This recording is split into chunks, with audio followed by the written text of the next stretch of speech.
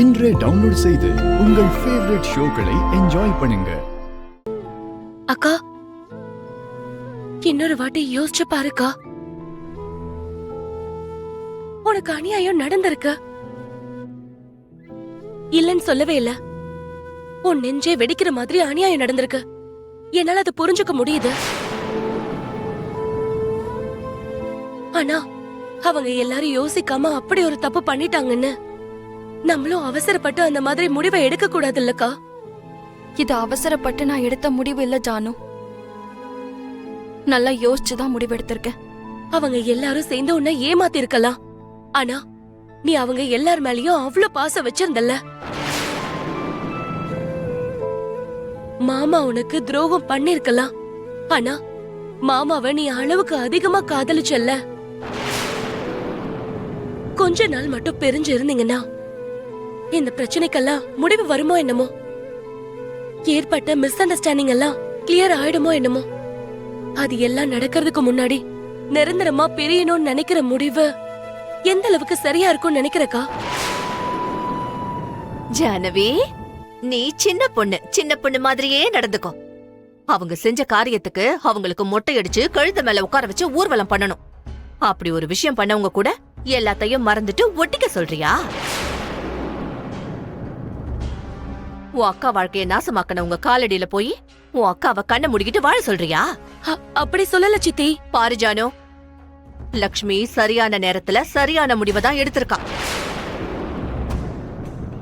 நீ இப்படி விளங்காத யோசனையெல்லாம் சொல்லி அவ வாழ்க்கைய இன்னும் நரகமாக்க பாக்காத.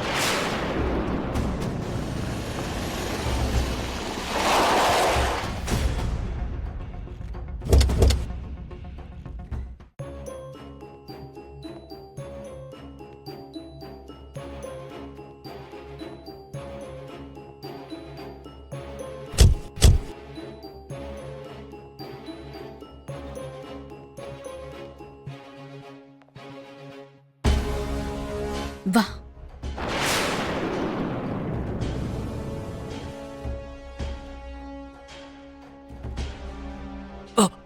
மித்ரா, என்னங்க? நில்லு நில்லு.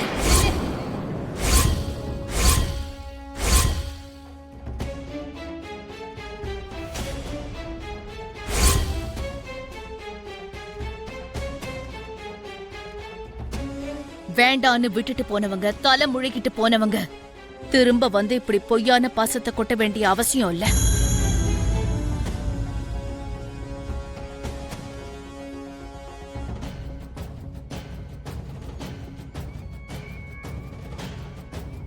சில மனுஷங்க இப்படித்தான்கா. எல்லாரும் தான் மேல இறக்கப்படணுங்கிறதுக்காக வாழ்க்கைய தெருக்கூத்தாக்கிடுவாங்க.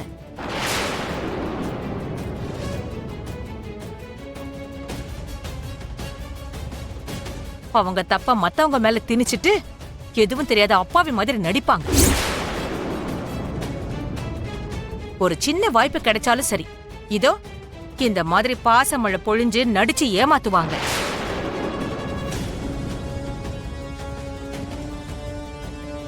எல்லார் முன்னாடியும் தான் ரொம்ப நல்லவன்னு பேர் வாங்கறதுக்காக துடிக்கிற மாதிரி நடிப்பாங்கக்கா.